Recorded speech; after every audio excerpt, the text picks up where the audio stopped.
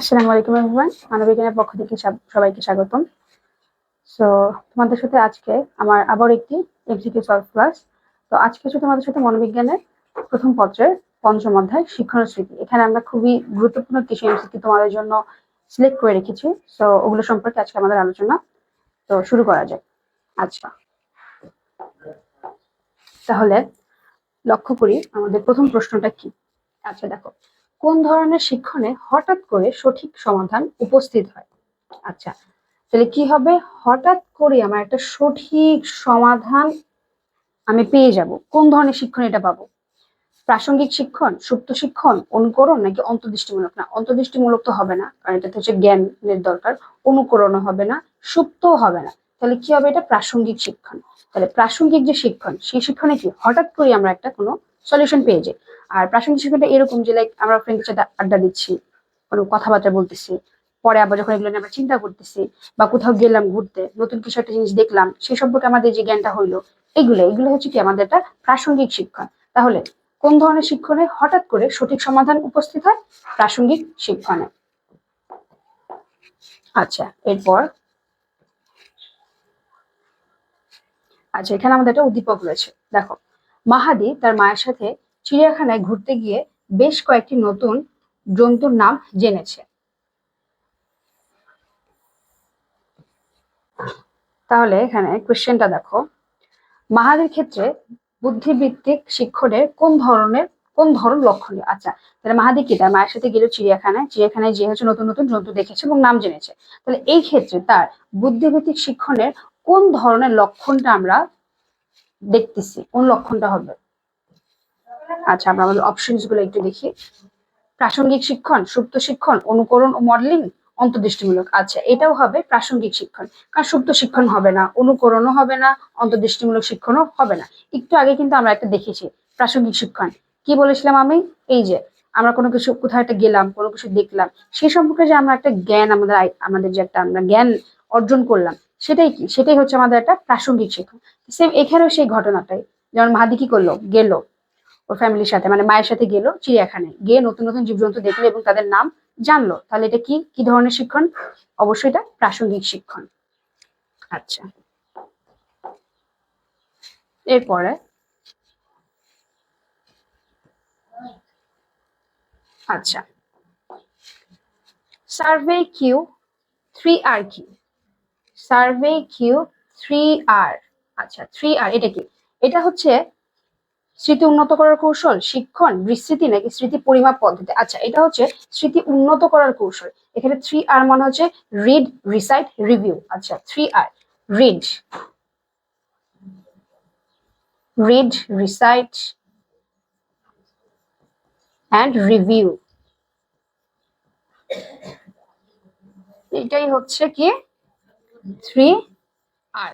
তাহলে survey Q 3R, এটা হচ্ছে রিড, রিসাইট, রিভিউ। 3R বলতে বোঝা হচ্ছে রিড, রিসাইট, রিভিউ। এটা হচ্ছে একটা কোয়েশ্চেনিয়ার, যার মাধ্যমে কি আমরা আমাদের স্মৃতিটা উন্নত করতে পারি। তাহলে এটা স্মৃতি উন্নত করার কৌশল। আচ্ছা, এরপর ক্ষুধার্ত প্রাণী খাবার খাওয়ার জন্য বিভিন্ন ধরনের আচরণ প্রদর্শন করে থাকে। এটি প্রেষণা চক্রের কোন স্তরকে নির্দেশ করে? আচ্ছা, তাহলে এই যে ক্ষুধার্ত প্রাণী, হ্যাঁ, ক্ষুধার্ত প্রাণী কি ক্ষুধার জ্বালায় বিভিন্ন রকম কি করবে? একটা আচরণ করতেছে। তাহলে এইটা আমাদের যে আমরা পড়েছিলাম কিন্তু প্রেষণা চক্রটা, কয়েকটা পয়েন্টস আছে প্রেষণা চক্রের, হ্যাঁ, কয়েকটা ধাপ। তাহলে এটা কোন পয়েন্টটাকে নির্দেশ করতেছে? অভাববোধ, তাড়না, উদ্দেশ্য সাধন নাকি করণ আচরণ? আচ্ছা, এটা হবে হচ্ছে করণ আচরণ। কারণ দেখো, ক্ষুধার্ত প্রাণী খাবার খাওয়ার জন্য বিভিন্ন ধরনের যার আচরণ প্রদর্শন করে, হ্যাঁ, বিভিন্ন ধরনের আচরণ যে করতেছে, সেটাই কি? সেটা হচ্ছে আমাদের করণ আচরণ। তাহলে প্রেষণা চক্রের করণ আচরণকে এটা হচ্ছে কি নির্দেশ করে। আচ্ছা, এরপর শিক্ষণ হলো অভিজ্ঞতার মাধ্যমে সংগঠিত আচরণ বা জ্ঞানের তুলনামূলক স্থায়ী পরিবর্তন। কে বলেছেন? আচ্ছা, তাহলে শিক্ষণটা কি? অভিজ্ঞতার মাধ্যমে হচ্ছে সংগঠিত আচরণ বা জ্ঞানের তুলনামূলক স্থায়ী একটা পরিবর্তন। এটা কে বলেছেন? আচ্ছা, এটা বলেছেন হচ্ছে উইলিয়াম বাসকিস্ট। উইলিয়াম বাসকিস্ট বলেছেন শিক্ষণ হলো অভিজ্ঞতার মাধ্যমে সংগঠিত আচরণের বা জ্ঞানের তুলনামূলক স্থায়ী পরিবর্তন। তাহলে এটা কে বলেছেন? উইলিয়াম বাস্কিস্ট। এগুলো কিন্তু তোমাদের মনে রাখতে হবে, হ্যাঁ। এগুলো থেকে এই টাইপের এমসিকিউ গুলো, যে এটা কে বলেছেন, ওইটা কার উক্তি, এগুলো কিন্তু খুব ইম্পর্টেন্ট। আর এগুলো বোঝার কিছু নেই, জাস্ট মুখস্থ করতে হবে। হ্যাঁ, কিছু কিছু লাইন্স তোমরা চাইলে ওভাবে করে মনে রাখতে পারো, যেমন এই যে অভিজ্ঞতার মাধ্যমে সংঘটিত আচরণ, স্থায়ী পরিবর্তন। এই যে এই লাইনস গুলো দিয়ে তোমরা জাস্ট মনে রাখবা যে হ্যাঁ, তাহলে এটা কে বলেছেন? এটা উইলিয়াম বাস্কিস্ট, এভাবে। সো এগুলা খুব গুরুত্ব সহকারে তোমরা পড়বে। আচ্ছা, এরপরে অভিজ্ঞতা ও অনুশীলনের ফলে আচরণের অপেক্ষাকৃত স্থায়ী পরিবর্তনকে কি বলে? আচ্ছা, তাহলে এই যে আমাদের অভিজ্ঞতা, অনুশীলন, এটার ফলে যে আমাদের আচরণের যেটা অপেক্ষাকৃত একটা স্থায়ী কিন্তু পরিবর্তন হচ্ছে, তাহলে এইটাকে কি বলে? স্মৃতি, শিক্ষণ, বিস্মৃতি নাকি মনোযোগ? মনোযোগ, অবশ্যই শিক্ষণ, তাই না? কারণ কি, আমরা একটা অভিজ্ঞতা অর্জন করতেছি এবং অনুশীলন করতেছি, যার ফলে কি হচ্ছে? আমাদের আচরণের একটা স্থায়ী পরিবর্তন হচ্ছে। আচরণের একটা স্থায়ী পরিবর্তন হচ্ছে, তাহলে এটা কি? অবশ্যই আমাদের শিক্ষণ। কারণ স্মৃতি তো না, স্মৃতি কি? মেমোরি, যেটা আমরা স্টোর করে রাখি আমাদের ব্রেনে, সেটা তো হবেই না। বিস্মৃতি কি? বিস্মৃতি হচ্ছে যখন আমরা স্মৃতি বিলুপ্তি ঘটে তখন বিস্মৃতি হয়, বিস্মৃতি হবে না। মনোযোগ, অ্যাটেনশন, এখানে কি অ্যাটেনশনের কোনো ব্যাপার আছে? নাই। এটা কি হবে? এটা হবে শিক্ষণ। তাহলে অভিজ্ঞতা ও অনুশীলনের ফলে আচরণের অপেক্ষাকৃত স্থায়ী যে পরিবর্তনটা হয়, সেটাই হচ্ছে আমাদের শিক্ষণ। আচ্ছা, এরপর শিক্ষণের সমগ্রতাবাদ মতবাদের প্রবর্তককে। আচ্ছা, শিক্ষণের সমগ্রতাবাদ যে মতবাদটা, এই মতবাদের প্রবক্তাটাকে, মানে এই মতবাদটা কে দিয়েছেন? এটা দিয়েছেন হচ্ছে থার্নডাইক। ঠিক আছে, এটা হচ্ছে থার্নডাইক দিয়েছেন। থার্নডাইকের হচ্ছে শিক্ষণের সমগ্রতাবাদ যে মতবাদ, এইটা। আচ্ছা, এরপর শিক্ষণকে অভিজ্ঞতার উপর প্রতিষ্ঠিত আচরণের তুলনামূলক স্থায়ী পরিবর্তন হিসেবে সংজ্ঞায়িত করেন কে? ও, এটা তো আমরা দেখেছি, এটা হচ্ছে উইলিয়াম বাস্কিস্ট। একটু আগে আমরা যে এমসিকিউটা পড়েছিলাম, এইটা এই এমসিকিউটা তোমাদের খুবই ইম্পর্টেন্ট একটা এমসিকিউ, হ্যাঁ, খুবই গুরুত্বপূর্ণ। তাহলে শিক্ষণের অভিজ্ঞতার উপর প্রতিষ্ঠিত আচরণের যে তুলনামূলক স্থায়ী যে পরিবর্তন, এই যে তুলনামূলক স্থায়ী পরিবর্তন, কে বলেছেন? উইলিয়াম বাস্কিস্ট।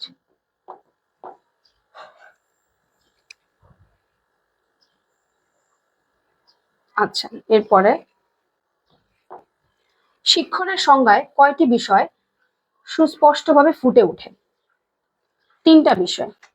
তাহলে শিক্ষণের যে সংজ্ঞাটা, সেটার মধ্যে কি 3টা বিষয় হচ্ছে আমরা সুস্পষ্টভাবে লক্ষ্য করতে পারি। আচ্ছা, সেই বিষয় 3টা কি? দেখো, এই এমসিকিউটা যদি আমরা দেখি, শিক্ষণের, দেখো, এই যে একটা হচ্ছে কি? অভিজ্ঞতা। অভিজ্ঞতা থাকতেছে আমাদের। শিক্ষণ কি? আমাদের একটা অভিজ্ঞতার ফল, না? একটা জিনিস আমরা, একটা ব্যাপারে আমরা অভিজ্ঞ হচ্ছি, একটা ব্যাপারে জানতেছি, তাহলে অভিজ্ঞতা এটা একটা। তারপর আচরণের এই যে তুলনামূলক পরিবর্তন, মানে আচরণটা, আর হচ্ছে যে স্থায়ী পরিবর্তন। তাহলে কয়টা জিনিস? 3টা। একটা হচ্ছে অভিজ্ঞতা, একটা হচ্ছে আচরণ, আর একটা হচ্ছে কি? পরিবর্তনটা কি? স্থায়ী পরিবর্তন। তাহলে এই 3টা বিষয়। তাহলে শিক্ষণের সংজ্ঞায় আমরা কয়টা বিষয় পাচ্ছি? 3টা বিষয়। আচ্ছা, এরপর যা কিছু মানুষ বা প্রাণীকে কোনো কাজে প্রণোদিত বা চালিত করে তা কি? আচ্ছা, কোনো কাজ করার যে একটা আমাদের কি বলে, করব করব যে একটা এটার জন্য আমাদেরকে কোন বিষয়টা আমাদেরকে এটার জন্য সামনের দিকে নিয়ে যায়? কোন বিষয়টা কি হবে? এটা নৈকট্য, আবেগ, প্রেষণা নাকি শিক্ষণ? আচ্ছা, এটা হবে হচ্ছে প্রেষণা। কারণ প্রেষণায় যে প্রেষিত আচরণগুলোই তো আমরা করে থাকি প্রেষণার ফলে, তাই না? তাহলে কোনো কিছু যেটা আমরা করব, করার যে আমরা প্রণোদিত হচ্ছি বা সেই দিকে যে আমরা যাচ্ছি, সেটা কিসের ফলে হয়? প্রেষণার ফলে। আচ্ছা, এরপর শিক্ষণের প্রতি শিক্ষণের অতি প্রয়োজনীয় শর্ত। আচ্ছা, তাহলে শিক্ষণের অতি প্রয়োজনীয় শর্তটা কি হইতে পারে? প্রচেষ্টা, পরিপক্কতা, প্রেষণা নাকি মনোযোগ? অবশ্যই প্রেষণা। কারণ যদি আমাদের প্রেষণাই না থাকে, তাহলে কি আমরা কোনো কিছু শিখতে পারবো? শেখার আগ্রহটা কাজ করবে না? অবশ্যই না। তাহলে কি? শিক্ষণের অতি প্রয়োজনীয় শর্ত, অতি প্রয়োজনীয় তো শর্তটাই হচ্ছে আমাদের প্রেষণা। এরপরে থাকবে আমাদের প্রচেষ্টা, তারপরে থাকবে আমাদের মনোযোগ, এরপরে আমরা সেই ব্যাপারটা পরিপক্ক হব। তাহলে আমাদের অতি প্রয়োজনীয় শর্ত, এখানে বলছে অতি প্রয়োজনীয় শর্ত, তাহলে অতি প্রয়োজনীয় শর্তটা কি? সেটা হচ্ছে আমাদের প্রেষণা। আচ্ছা,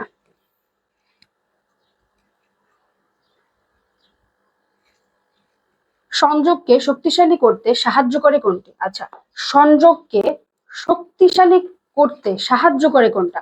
আবেগ, বল বৃদ্ধি, প্রেষণা নাকি স্মৃতি? এটাও হবে হচ্ছে প্রেষণা।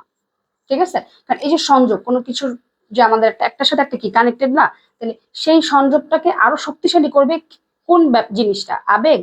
অবশ্যই আবেগ করবে না, সেটা করবে কি প্রেষণা। এরপর শিক্ষণের উপাদান কোনটি? শিক্ষণের উপাদান সংযোগ, সংরক্ষণ, প্রত্যাভিজ্ঞা নাকি পুনরুৎপাদন? সংযোগ। শিক্ষণের উপাদান হচ্ছে সংযোগ, সংরক্ষণ হবে না, প্রত্যাভিজ্ঞাও হবে না, পুনরুৎপাদনও হবে না, সংযোগ। আচ্ছা, সঞ্চয় পদ্ধতির অপর নাম?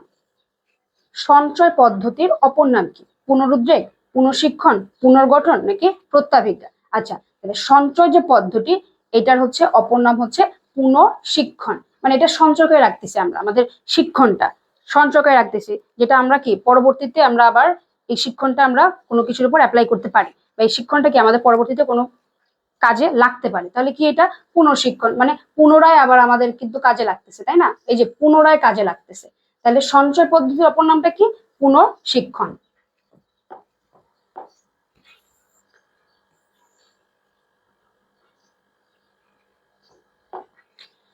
শিক্ষণের শর্ত কোনটি? শিক্ষণের শর্ত, আমরা যে শিখবো, শিখার আমাদের প্রথম শর্তটা কি হবে? স্মৃতি, বিস্মৃতি, আবেগ নাকি প্রেষণা? অবশ্যই আবেগ, সরি প্রেষণা। কারণ প্রেষণার ফলেই তো কি, প্রেষণার ফলে আমরা একটা কোনো কিছু, আমাদের একটা তাড়না সৃষ্টি হচ্ছে, যার ফলে আমরা ওই কাজটার প্রতি আমাদের আগ্রহ হচ্ছে, আমরা করতেছি, তাহলে অবশ্যই কি প্রেষণা। শিক্ষণের শর্ত হচ্ছে প্রেষণা।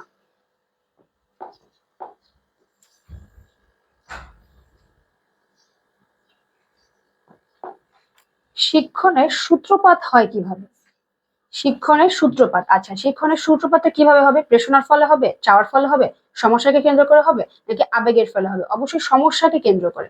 কারণ যখনই আমরা কোনো একটা প্রবলেমে পড়বো, তখনই আমরা কিন্তু চাবো যে সেটা থেকে আমরা কিভাবে বের হয়ে যেতে পারি। তখন কি আমাদের শিক্ষা জ্ঞানী কিন্তু আমাদের কাজে লাগে, শিক্ষণটা। তাহলে শিক্ষণের সূত্রপাতটা হয় কিভাবে? সমস্যাকে কেন্দ্র করে, মেনলি সমস্যাকে কেন্দ্র করে আমাদের শিক্ষণের যে সূত্রপাত সেটা হয়। আচ্ছা, এরপর আচ্ছা, কোনটি না থাকলে মানুষ কোনো কিছু শিখতো না? তাহলে কোন জিনিসটা যদি না থাকতো, যেটা যদি অ্যাবসেন্ট থাকতো, তাহলে মানুষ কিছু শিখতে পারতো না, কোনটা সেটা? প্রেরণা, আবেগ, উদ্দীপক নাকি সমস্যা? অবশ্যই সমস্যা হবে, কারণ প্রেরণা, আবেগ এগুলো পরে, আগে তো আমার সমস্যায় পড়তে হবে। যদি আমি সমস্যাই না পড়ি, তাহলে কি আমি কোনো কিছু শিখতে পারবো? অবশ্যই শিখবো না, আমি চুপচাপ আমার মতো থাকবো। যখন আমি একটা কোনো প্রবলেমে পড়বো, তখন কি হবে, আমার এই সিচুয়েশনটা থেকে আমার বের হইতে হবে, তো কি করলে বেটার হবে, কি করব, এই যে জিনিসগুলো, নানান রকম চিন্তা, তখন কি আমি জিনিসগুলো ভাববো, মানে চিন্তা করব। এই যে আমি শিখতেছি, চিন্তার মাধ্যমে কি হচ্ছে, আমি জিনিসটা কিভাবে বের হয়ে আসবো বা কি শিখতেছি না জিনিসটা। তাহলে কি সমস্যা যদি না থাকতো, তাহলে কিন্তু মানুষ কোনো কিছু শিখতো না। আচ্ছা, এরপর অন্তর্দৃষ্টিমূলক শিক্ষণের বৈশিষ্ট্য। আচ্ছা, অন্তর্দৃষ্টিমূলক শিক্ষণের বৈশিষ্ট্য কি হবে? সমগ্র সমস্যাটিকে পুঙ্খানুপুঙ্খভাবে পর্যালোচনা করা, প্রেষণা বা বলবৃদ্ধি ছাড়াই হয় নাকি হঠাৎ সমস্যার সমাধান পাওয়া যায়? আচ্ছা, তাহলে অন্তর্দৃষ্টিমূলক শিক্ষণ, অন্তর্দৃষ্টিমূলক শিক্ষণে কি হবে তাহলে? অবশ্যই সমস্যাটা কি হবে, পুঙ্খানুপুঙ্খ রূপে আমাদের পর্যালোচনা করতে হবে অন্তর্দৃষ্টিমূলক শিক্ষণে। এরপরে প্রেষণা বা বল বৃদ্ধি ছাড়াই হয় না, প্রেষণা বল বৃদ্ধি অবশ্যই দরকার হবে, যেতে ছাড়াই, তার মানে কি এটা হবে না, এটা হবে না। আর আরেকটা কি আছে, হঠাৎ সমস্যার সমাধান পাওয়া যায়। হ্যাঁ, হঠাৎ সমস্যার সমাধানটা পাওয়া যায়, তাহলে এটা হবে। তাহলে 1 আর 3 হবে, কি হবে? 1 আর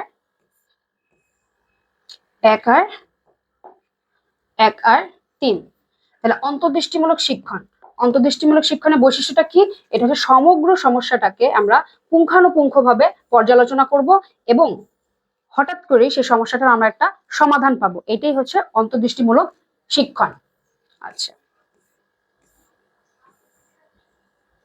এরপর আচ্ছা, প্রেষণার উদাহরণ। তাহলে প্রেষণার উদাহরণটা কি দেখি আমরা একটু। ক্ষুধা, হ্যাঁ অবশ্যই ক্ষুধা লাগলেই তো যে আমরা একটা আমাদের মধ্যে তাড়না সৃষ্টি হয় যে আমার ক্ষুধা লাগলো, ব্রেনে এটা গেলো, ফাংশন করলো, তারপরে খাওয়ার জন্য আমরা কি করব সেটা সেরকম ভাবে আমরা আমাদের করণাচরণ গুলো করে থাকি, তাই না? তাহলে প্রেষণার উদাহরণ অবশ্যই ক্ষুধাটা আছে। বল খেলা না, বল খেলা কেন হবে প্রেষণা? বল আমরা তো বল খেলি কেন? আমাদের স্যাটিসফ্যাকশনের জন্য বা আমাদের, এটা কিন্তু আমাদের ওরকম কোনো প্রেষণার ফলে যে আমরা খেলি সেটা কিন্তু না, তাই না? বল না খেলা ছাড়া কি আমরা থাকতে পারতেছি? অবশ্যই পারতেছি। প্রেষণাটা কি? যখন আমরা কোনো কিছু যেটা আমাদের দরকার, করতেই হবে এরকম একটা কি, সেটাই কি প্রেষণার ফলে হয়ে থাকে। যেমন এই যে খিদা লাগলে, খিদা লাগতেছে, খাইতেই হবে, আমার জিনিসটা লাগবে, ইমিডিয়েট যে স্যাটিসফ্যাকশন সেটা। তাহলে ক্ষুধা হবে, বল খেলা হবে না। আরেকটা কি? যশ লাভের ইচ্ছা, হ্যাঁ এটা হবে। তাহলে কি হবে এখানে? 1 আর 3। আমাদের এখানে হবে হচ্ছে বি নাম্বারটা। ওকে, আচ্ছা এরপর আচ্ছা, প্রেষণা ব্যতীত শিক্ষণকে কোন ধরনের শিক্ষণ বলে? প্রেষণা ব্যতীত যে শিক্ষণ সেটাকে আমরা কি ধরনের শিক্ষণ বলবো? চিরায়ত সাপেক্ষীকরণ, সুপ্ত শিক্ষণ, পরিহার শিক্ষণ নাকি প্রাসঙ্গিক শিক্ষণ? অবশ্যই প্রেষণা ব্যতীত যে শিক্ষণটা হয় সেটা কি শিক্ষণ হয়? প্রাসঙ্গিক শিক্ষণ, এটা আমরা জানি। তাহলে প্রেষণা ব্যতীত শিক্ষণকে কোন ধরনের শিক্ষণ বলা হয়? এটা হচ্ছে প্রাসঙ্গিক শিক্ষণ। আচ্ছা, এরপর বারবার এলোমেলো প্রচেষ্টার মাধ্যমে শিক্ষণ করার প্রক্রিয়াকে কোন ধরনের শিক্ষণ বলা হয়? আচ্ছা, বারবার এলোমেলো যে প্রচেষ্টা সেটার মাধ্যমে যে আমরা শিখতেছি সেটাকে আমরা কোন ধরনের শিক্ষণ বলতে পারি? দেখি আমরা একটু। চিরায়ত সাপেক্ষীকরণ না, সহায়ক শিক্ষক না, শিক্ষণ সরি, প্রচেষ্টা বা ভুল সংশোধনের মাধ্যমে শিক্ষণ, হ্যাঁ প্রচেষ্টা বা ভুল সংশোধনের মাধ্যমে শিক্ষণ। কারণ জ্ঞানগত শিক্ষণ তো এটা হবে না, কারণ আমি কি বারবার এলোমেলো ভাবে প্রচেষ্টা করতেছি, আমার প্রচেষ্টাটা কি হচ্ছে? একটা এলোমেলো প্রচেষ্টা। তাহলে এটা কি হবে? এটা হচ্ছে প্রচেষ্টা বা ভুল সংশোধনের মাধ্যমে যে শিক্ষণ সেটা স্বাভাবিক, কারণ আমি আমি চেষ্টা করতেছি, ভুল হচ্ছে, আবার আমি সংশোধন করতেছি, আবার আমি চেষ্টা করতেছি, আবার আমি করতেছি, তাই না? তাহলে শিক্ষণটা কি হবে? প্রচেষ্টা বা ভুল সংশোধনের মাধ্যমে শিক্ষণ। আচ্ছা, এরপর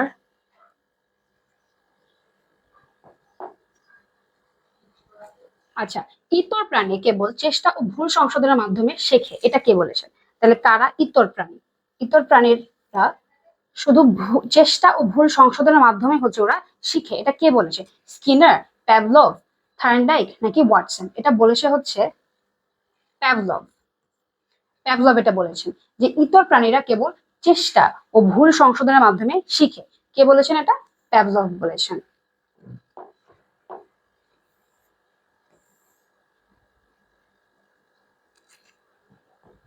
আচ্ছা দেখো, ল অফ ইফেক্ট এটা প্রণয়ন করেন কে? ল অফ ইফেক্ট কে প্রণয়ন করেন? এটা খুবই ইম্পর্টেন্ট একটা ছিল, হ্যাঁ। ল অফ ইফেক্ট প্রণয়ন করে কে? হোয়াইটেন, প্যাভলভ, সোলোমন নাকি থার্নডাইক? এটা হচ্ছে Pavlov. Law law of effect এটা হচ্ছে প্রণয়ন করে কে? প্যাভলভ। প্যাভলভ তার ল অফ ইফেক্টটা অনেক কিছুর ব্যাখ্যা দিয়েছেন। তো এই যে ল অফ ইফেক্ট এটা হচ্ছে প্রণয়ন করেন প্যাভলভ। আচ্ছা, এরপর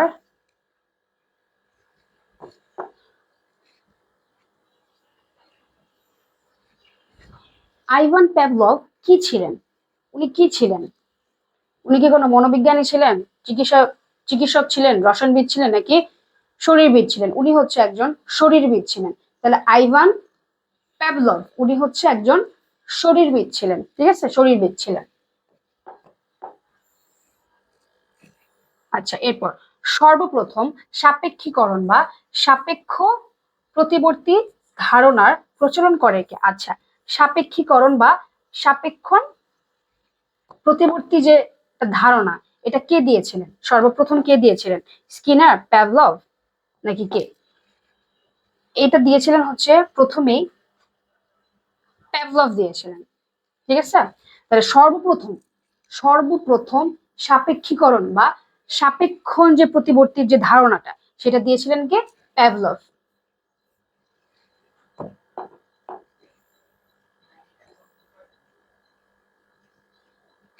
আচ্ছা, এই যে ধারণাটা উনি সর্বপ্রথম দিয়েছিলেন, যার কারণে হচ্ছে ওনাকে কি একটা নোবেল পুরস্কার দেওয়া হয়েছিল। সেই নোবেল পুরস্কারটা উনি কবে পেয়েছিলেন? সেই নোবেল পুরস্কারটা উনি পেয়েছিলেন হচ্ছে 1904 সালে। তাহলে আইভান প্যাভলভ কত সালে হচ্ছে নোবেল পুরস্কার পান? নোবেল পুরস্কার পান হচ্ছে 1904 সালে, 1904 সালে।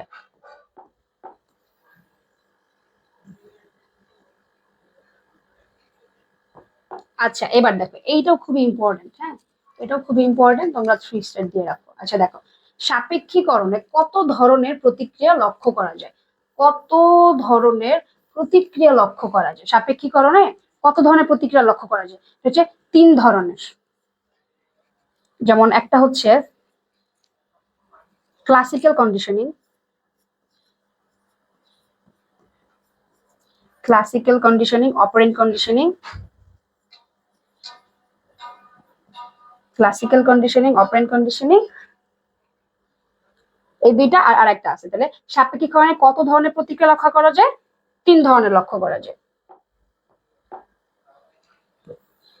আচ্ছা, এরপর দেখো প্যাভলভ কোন প্রাণী নিয়ে গবেষণা করেন? তাহলে এই যে প্যাভলভ যে গবেষণাটা করলো, কোন প্রাণী নিয়ে করছে? ইঁদুর নিয়ে করছে, কুকুর, গরু নাকি শিয়াল? না, কুকুর, সরি, গরু আর শিয়াল তো হবেই না, উনি করেছিলেন হচ্ছে কুকুর নিয়ে। প্যাভলভ হচ্ছে কুকুরকে নিয়ে হচ্ছে উনি তার যে গবেষণাটা সেটা করেছিলেন। সেটা হচ্ছে যে একটা কুকুরকে হচ্ছে যে ঘন্টা দিলে ওকে ফার্স্টে খাবার দেওয়া হতো, আবার আবার ঘন্টা দিয়ে হচ্ছে কোনো খাবারই দেওয়া হতো না।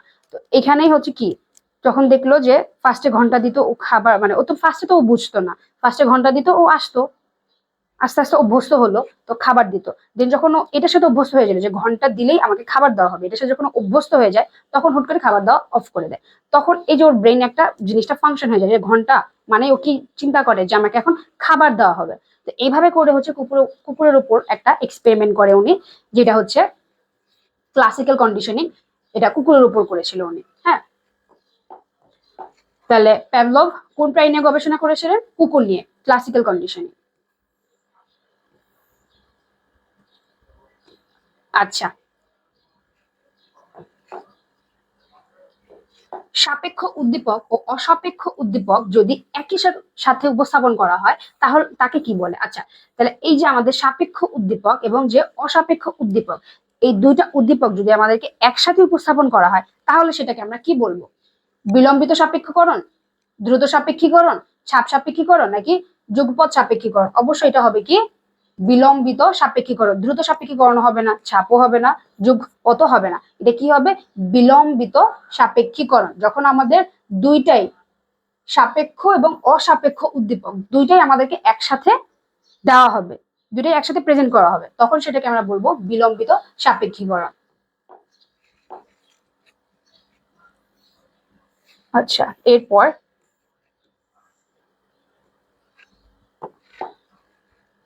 তৃষ্ণার্তের জন্য বলবর্ধক কোনটি? তৃষ্ণার্তের জন্য, এই যে আমাদের যদি কারো তৃষ্ণা লাগে বা খিদা লাগে, হ্যাঁ, খিদার ক্ষেত্রে বলবর্ধক হবে হচ্ছে খাবার। তেমনি তৃষ্ণার ক্ষেত্রে তাহলে বলবর্ধকটা কি হবে? পানি।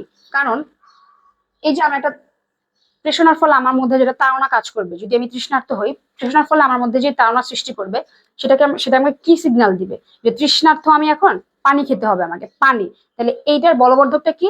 তৃষ্ণার বলবর্ধকটা তাহলে কি হবে? পানি। তাহলে ক্ষুধার বলবর্ধক হবে হচ্ছে খাবার। ঠিক আছে। আচ্ছা, এরপর এই যে দেখো অপারেন্ট লার্নিং, হ্যাঁ, অপারেন্ট লার্নিং শব্দটি ব্যবহার করেন কে? কে ব্যবহার করেন? অপারেন্ট। ক্লাসিক্যাল তো হচ্ছে প্যাভলভ করছে, তাহলে অপারেন্ট কে করবে? স্কিনার। স্কিনারের হচ্ছে অপারেন্ট কন্ডিশনিং, আর ক্লাসিক্যাল কন্ডিশনিং হচ্ছে প্যাভলভের, যেটা একটু আগে বলেছি কুকুর নিয়ে। আর স্কিনার যে করেছে অপারেন্ট কন্ডিশনিং, এটা হচ্ছে রিওয়ার্ড এন্ড পানিশমেন্টের, এটা হচ্ছে একটা র্যাচ নিয়ে, ইঁদুর নিয়ে। ঠিক আছে। তাহলে অপারেন্ট লার্নিং এটার যে ব্যবহারটা, শব্দটা, এই শব্দটা ব্যবহার করেন কে? এটা শব্দটা ব্যবহার করেন হচ্ছে স্কিনার। আচ্ছা দেখো, অতীত অভিজ্ঞতার যথাসম্ভব অবিকল পুনরুৎপাদন করার ক্ষমতাকে কি বলে? আচ্ছা, অতীত যে আমাদের অভিজ্ঞতা সেটা যদি আমরা যথাসম্ভব অবিকল মানে সেম টু সেমই যদি আমরা সেটা রিকল করতে পারি, সেটাই আমাদের কি? শিক্ষণ, স্মৃতি, বিস্মৃতি, নাকি অতি শিক্ষণ? অবশ্যই সেটাই হচ্ছে আমাদের স্মৃতি মানে আমাদের মেমোরি, তাই না? কারণ অতীত যে অভিজ্ঞতা সেটা হচ্ছে যথাসম্ভব একদম অভিজ্ঞ, সেম টু সেম ভাবে আমরা বলতে পারতেছি। কেন বলতে পারতেছি? ডেফিনেটলি এটা আমাদের ব্রেইনে আছে, স্টোর করা আছে। মেমোরিটাতে স্টোর করা থাকে আমাদের ব্রেইনে, তাই না? যার ফলে কি হচ্ছে, যখন আমার প্রয়োজন হচ্ছে আমি সেটাকে রিকল করতে পারতেছি। তাহলে এটা কি? এটা হচ্ছে স্মৃতি।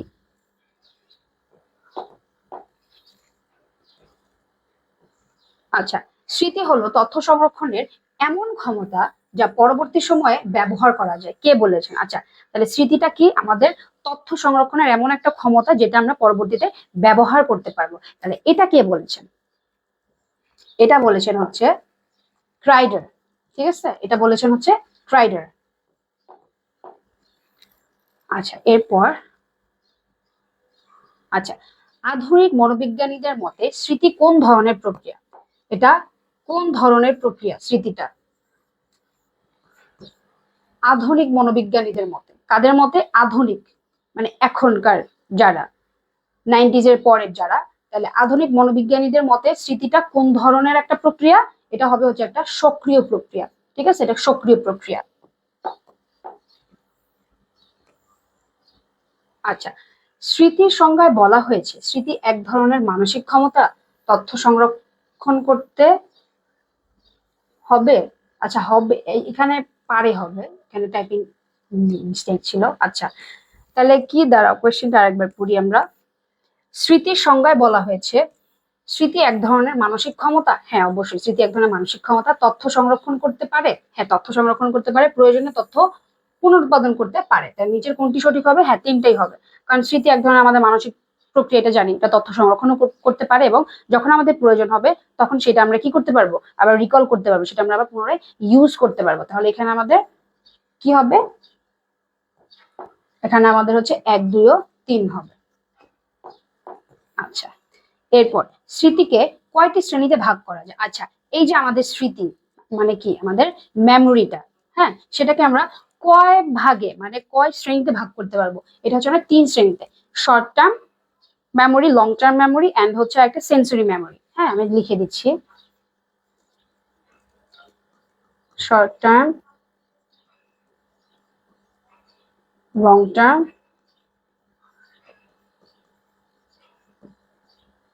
এন্ড হচ্ছে সেন্সরি।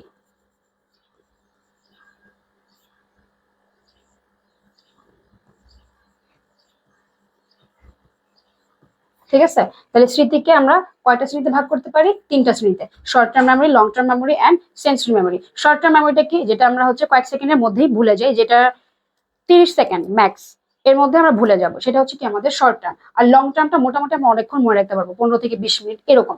আর সেন্সরি মেমোরি গুলো কি হয়? সেন্সরি মেমোরি গুলো সাধারণত হচ্ছে কি আমরা খুবই সেন্সিটিভ হয়ে থাকে, যেগুলো আমরা অনেক অনেক বেশি মনে রাখতে পারি। ঠিক আছে, আচ্ছা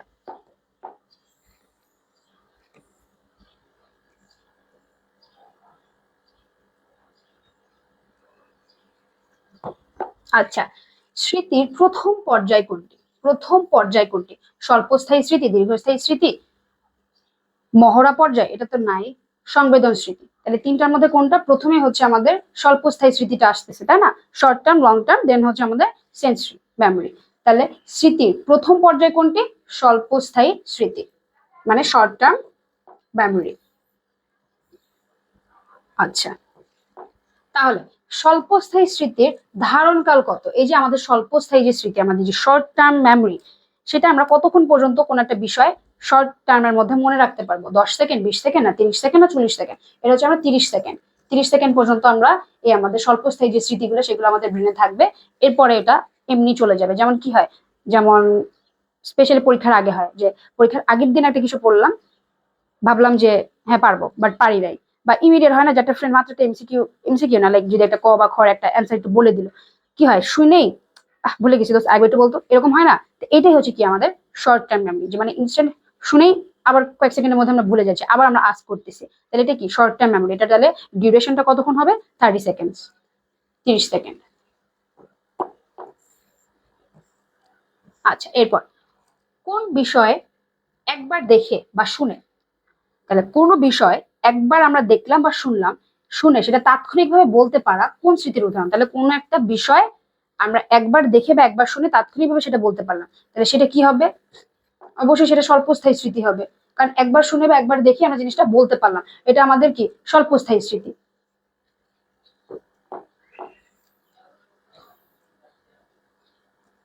অতীত অভিজ্ঞতাকে যথাসম্ভব অবিকল পুনরুৎপাদন করতে না পারাকে কি বলে? তাহলে পুনরুৎপাদন করতে পারাকে হচ্ছে আমরা জানি স্মৃতি বলে, তাহলে না পারাকে অবশ্যই বিস্মৃতি বলবে, তাই না? তাহলে অতীত যে তোমার অভিজ্ঞতা বা যে কোনো কিছু, সেটাকে যদি আমরা অবিকল সেম টু সেম ভাবে আবার পারি বলতে বা মনে রাখতে পারি, সেটা হচ্ছে আমাদের স্মৃতি। আর যদি না পারি, সেটাই হচ্ছে কি আমাদের বিস্মৃতি। আচ্ছা, এরপর আচ্ছা দেখো, এটা কিন্তু খুবই ইম্পর্টেন্ট একটা এমসিকিউ। হ্যাঁ, এটাও তোমরা 3 স্টার দিয়ে রাখো। এখানে সবই ইম্পর্টেন্ট, বা যেগুলো আমি স্টার দিচ্ছি সেগুলো বেশি ইম্পর্টেন্ট। আচ্ছা, তাহলে এখানে কি হবে? শিক্ষণ সমান সমান বিস্মৃতি থেকে মাইনাস স্মৃতি না, শিক্ষণ সমান সমান বিস্মৃতি মাইনাস শিক্ষণ না, বিস্মৃতি সমান সমান শিক্ষণ মাইনাস স্মৃতি। হ্যাঁ, এইটা। তাহলে এই যে আমাদের বিস্মৃতিটা হয়, মানে কি মেমোরি লসটা যে হয়ে যায়, যেটা আমরা রিকল করতে পারি না, সেটা কেন হয়? যেটা আমরা শিখছি সেই শিক্ষণ থেকে আমাদের যেটুকু স্মৃতি, সেই মেমোরিটা যদি আমরা মাইনাস দেই, তাহলেই হচ্ছে আমাদের বিস্মৃতিতে থাকবে। কারণ জিনিসটা আমি শিখছি আমি জিনিসটা, কিন্তু আমার ব্রেইনে স্টোর করা রয়েছিল কিছু, যতটুকু আমার স্টোর করা ছিল তার থেকে কি অল্প কিছু আমার মনে আছে বা নাই, এরকম, তাই না? সেটাই তো আমাদের বিস্মৃতি। তাহলে শিক্ষণ মানে কি, জিনিস আমার শিখা হয়েছে কিন্তু, আর হচ্ছে মাইনাস স্মৃতি মানে ওটা মেমোরিতে আমার ছিল কিন্তু সম্পূর্ণ পুরোপুরি নাই, সেটাই তো আমার বিস্মৃতি। তাহলে বিস্মৃতি সমান সমান শিক্ষণ মাইনাস স্মৃতি, মানে যতটুকু আমরা শিখছি সেই শিক্ষা থেকে আমার মেমোরিতে কতটুকু আছে, ব্রেনে কতটুকু আছে, সেটা যদি আমি মাইনাস দিই, তাহলে আমার বিস্মৃতিটা আমি পেয়ে যাব, বিস্মৃতির পরিমাণটা। আচ্ছা, এখান থেকে অনেক সময় তোমাদের ম্যাথও আসে, যে কোন একটা দিয়ে রাখবে যে এখান থেকে বলো তার বিস্মৃতি কত। আচ্ছা, এরপর আচ্ছা, এই যে আমরা প্রিভিয়াস ফার্স্টের দিকেই এমসিকিউ গুলাতে দেখেছিলাম যে সার্ভে কিউ আর মানে কি 3R, এই যে একটা কোয়েশ্চেনিয়ার, এটা যে 3R মানে কি ছিল সেটা? রিড, রিসাইট আর রিভিউ। তাহলে এই যে সার্ভে সার্ভে কিউ 3R, তাহলে এটার প্রবক্তাটা কে? কে এটার প্রবর্তন করছে, মানে কে এটার প্রবক্তা? ফ্রাইডার, রবিনসন, মর্গান। এটা হচ্ছে রবিনসন। রবিনসন হচ্ছে এটার প্রবক্তা, উনি হচ্ছে এটা পেশ করেছিলেন। Survey Q 3R, Robinson. আচ্ছা, রহিম সাঁতার কাটতে পারে, বিষয়টি কি? প্রত্যক্ষ না, আবেগ, প্রেষণা, শিক্ষণ? অবশ্যই শিক্ষণ। পারে, কোনো কিছু পারাটাই তো শিক্ষণ, তাই না? এই যে আমি তোমাদেরকে ক্লাসটা নিতেছি, পারতেছি, তাহলে কি এটাই তো আমার শিক্ষণ। তাহলে এই যে পারাটাই হচ্ছে কি শিক্ষণ, কারণ প্রেষণা তো এটা হবে না, আবেগ ওইটা হয় না, প্রত্যক্ষণ না। তাহলে সাঁতার কাটতে পারা কোনো গুণ, কোনো কোয়ালিফিকেশন, এটাই তো শিক্ষণ, কারণ শিক্ষণের ফলেই হচ্ছে সেই জিনিসটা পারছে, তাই না? আচ্ছা, জ্ঞানগত বা বুদ্ধিভিত্তিক শিক্ষণের উদাহরণ। জ্ঞানগত বা বুদ্ধিভিত্তিক শিক্ষণ কি হবে? সুপ্ত শিক্ষণ, অনুকরণ শিক্ষণ নাকি করণ শিক্ষণ? আচ্ছা, জ্ঞানগত বা বুদ্ধিভিত্তিক শিক্ষণের উদাহরণ সুপ্ত শিক্ষণও, অনুকরণও, কিন্তু করণ শিক্ষণ না। কারণ করণ শিক্ষণটা কি হয়? আমরা যখন প্রেষণার ফলে আমরা করণ শিক্ষণ করে থাকি। যেমন এই যে প্রেষণার ফলে যে ক্ষুধার্ত প্রাণী যে আচরণগুলো করে, সেগুলোই তো করণ আচরণ, তাই না? তাহলে এইটা কি, এটা কি আমাদের কোনো জ্ঞানগত বা বুদ্ধির সাথে রিলেটেড? করণ শিক্ষণটা না, এটা হচ্ছে প্রেষণার সাথে রিলেটেড, প্রেষণা। আর প্রেষণার ফলে আমরা যেগুলো আচরণ করে থাকি সেগুলো তো আমাদের জ্ঞানগত বা বুদ্ধিভিত্তিক না, সেগুলো কি আমাদের তাড়নার ফলে আমরা করি, সেটা আমাদের অ্যাকচুয়াল নিড থাকে, যার কারণে আমরা করি। তাহলে জ্ঞানগত বা বুদ্ধিভিত্তিক শিক্ষণের উদাহরণ হচ্ছে সুপ্ত শিক্ষণ আর অনুকরণ শিক্ষণ, মানে 1 আর 2, এ নাম্বারটা অ্যান্সার। আচ্ছা, এরপর দেখো, কোনটি সংবেদী স্মৃতির উদাহরণ? সংবেদী স্মৃতি হচ্ছে সেন্সরি মেমোরি।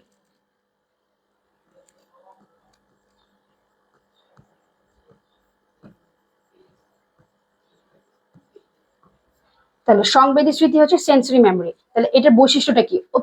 অন্তত একদিন তথ্য সংরক্ষণ করতে পারে, 30 মিনিট তথ্য সংরক্ষণ করতে পারে, যা দেখা বা শোনা মাত্রই হারিয়ে যায়, এটি তথ্যের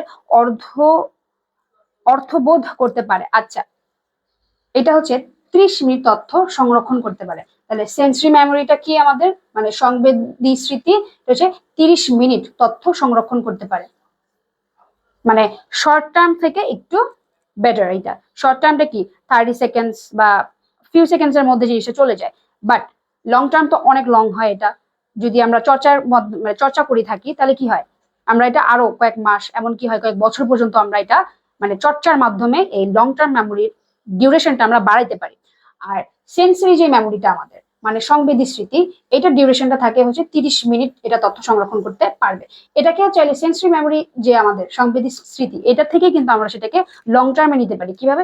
চর্চার মাধ্যমে, প্র্যাকটিসের মাধ্যমে। আচ্ছা, তাহলে সংবেদী স্মৃতির বৈশিষ্ট্যটা হচ্ছে এটা 30 মিনিট তথ্য সংরক্ষণ করতে পারে। আর শর্ট টার্ম মেমোরি বা স্বল্পস্থায়ী মেমোরি বৈশিষ্ট্যটা তাহলে কি, এটা হচ্ছে 30 সেকেন্ড, আপ টু 30 সেকেন্ড এই পর্যন্ত হচ্ছে আমাদের তথ্য সংরক্ষণ করতে পারে। তোমরা কিন্তু এটা প্যাচ লাগা না, এটা 30 মিনিট। আচ্ছা, 30 মিনিট, হ্যাঁ, এটা হচ্ছে কি সংবেদী স্মৃতি।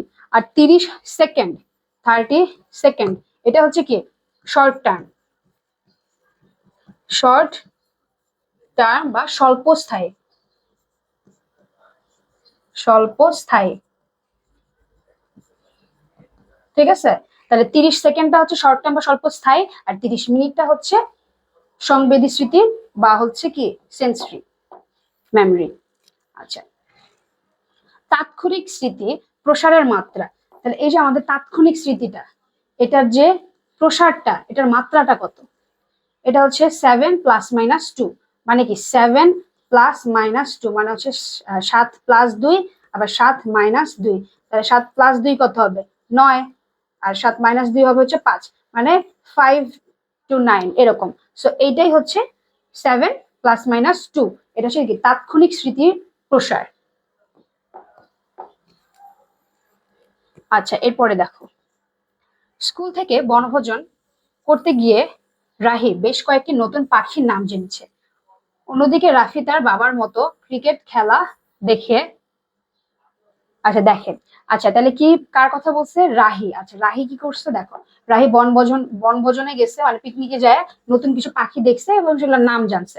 তাহলে রাহির ক্ষেত্রে বুদ্ধিভিত্তিক শিক্ষণের কোন কোন ধরন লক্ষণীয়? তাহলে তার যে বুদ্ধিভিত্তিক যে শিক্ষণটা হয়েছে সেটা কোন ধরনের, কোন ধরনটা এখানে লক্ষণীয়? প্রাসঙ্গিক শিক্ষণ, সুপ্ত শিক্ষণ, অনুকরণ ও মডেলিং, নাকি অন্তর্দৃষ্টিমূলক শিক্ষণ? আচ্ছা, এটা হবে হচ্ছে প্রাসঙ্গিক শিক্ষণ, কারণ এরকম টাইপ কিন্তু উদাহরণ আমরা আগেও দেখেছিলাম যে এই যে একটা ছেলে তার মায়ের সাথে কোথায় চিড়িয়াখানায় গিয়েছিল এবং সে নতুন নতুন জীবজন্তুর নাম জানছে। সেম এটাও বনভোজনে যায় হচ্ছে নতুন নতুন পাখির নাম জানছে। তাহলে এগুলা কি? এগুলো হচ্ছে আমাদের প্রাসঙ্গিক শিক্ষার উদাহরণ। তাহলে এগুলো আমাদের প্রাসঙ্গিক শিক্ষণ। আচ্ছা, এরপরে দেখো, স্বল্পস্থায়ী স্মৃতির সময়কাল কত? স্বল্পস্থায়ী যে আমাদের স্মৃতি, এটার সময়কাল কত? 18 সেকেন্ড, 12 সেকেন্ডের কম, নাকি 8 সেকেন্ডের কম? 18 সেকেন্ড, কারণ আমরা জানি এটা 30 সেকেন্ড পর্যন্ত ম্যাক্স থাকে। তাহলে 18 সেকেন্ড এর মধ্যে জিনিসটা চলে যাবে স্বল্পস্থায়ী স্মৃতি। এটা হচ্ছে মিনিমাম মিনিমাম ডিউরেশন, এটা 18 সেকেন্ড, বাট মানে আপ টু হচ্ছে 30 সেকেন্ড। মানে 30 সেকেন্ড পর্যন্ত ম্যাক্স, আর মিনিমাম হচ্ছে 18 সেকেন্ড সামথিং আমার। তাহলে স্বল্পস্থায়ী স্মৃতির সময়কাল 18 সেকেন্ড। স্মৃতিকে উন্নত করার কৌশল হচ্ছে, আচ্ছা, স্মৃতিকে এই যে আমি যেরকম বলেছি উন্নত আমরা করতে পারি, কিন্তু আমাদের স্মৃতিটা মানে কি আমাদের মেমরিটা, এটা আমরা উন্নত করতে পারি। কিভাবে করতে পারি? সেটা আবৃত্তি করে পড়া, অনুরাগের অভাব, মনোযোগ, গভীর মনোযোগ। আচ্ছা, এটা আবৃত্তি করে পড়া আর হচ্ছে গভীর মনোযোগ। কারণ আমরা যদি জিনিস বারবার পড়ি, আবৃত্তি করে করে পড়ি, কি হয়? পড়ার ফলে এই যে আমরা পড়তেছি, আবৃত্তি করে করে পড়তেছি, যার ফলে জোরে পড়তেছি, লাউডলি, আমার কানেও আমি শুনতে পাচ্ছি, যেটা আমার হেল্পফুল হচ্ছে এবং এটা আমার মনে থাকতেছে। কথা আছে না যে পড়ার থেকে, আমাকে বলে না যে আস্তে পড়ার থেকে তুই যদি এমনি শুনোস, কেউ যদি তোকে সামনে বলে, সেটাও কিন্তু তুই মনে রাখতে পারবি। হয় না এরকম যে আমি পড়তেছি পড়তেছি আস্তে আস্তে ভালো হচ্ছে না, ধুর, কিন্তু কোনো একটা টিচার কোনো একটা লেকচার দিচ্ছে, খুব ভালোভাবে দিল, সেটা কি হয়? আমি ব্রেনে সহজে আমার সেটা আমি স্টোর করে রাখতে পারি, সেটা বেশি মনে থাকে। এইটাই, যখন আমরা আবৃত্তি করে পড়বো, জোরে জোরে করে নিজেরাও পড়বো, তখন কিন্তু আমাদের মনে থাকবে। তো তোমাদের মধ্যে যাদের আছে এরকম অভ্যাস যে আস্তে আস্তে পড়বো, তাহলে অনেক পড়তে পারবো, এভাবে পড়ে না। আস্তে আস্তে পড়লে কখনোই হয় না পড়াটা। তুমি যখন জোরে পড়বা তখন তুমি বলতেছো, তুমি কানে শুনতে পারতেছো, সো তোমার পড়া হচ্ছে প্লাস তুমি যে শুনতেছো, তোমার ব্রেনে কিন্তু এটা ভালোভাবে আরো কি এটা আরো ভালোভাবে রিজার্ভ করে রাখতে পারবে। তাহলে আবৃত্তি করে পড়া এবং গভীর মনোযোগ দিয়ে যদি আমরা পড়ি, মনোযোগটাও কিন্তু খুবই মাস্ট ইম্পর্টেন্ট। মনোযোগ ছাড়া কিন্তু আমরা কি আমাদের স্মৃতিটাকে উন্নত করতে পারবো না। মনোযোগ দিয়ে যদি আমরা পড়ি, সেটা আমরা অনেকটা টাইম পর্যন্ত ভালোভাবে মনে রাখতে পারবো।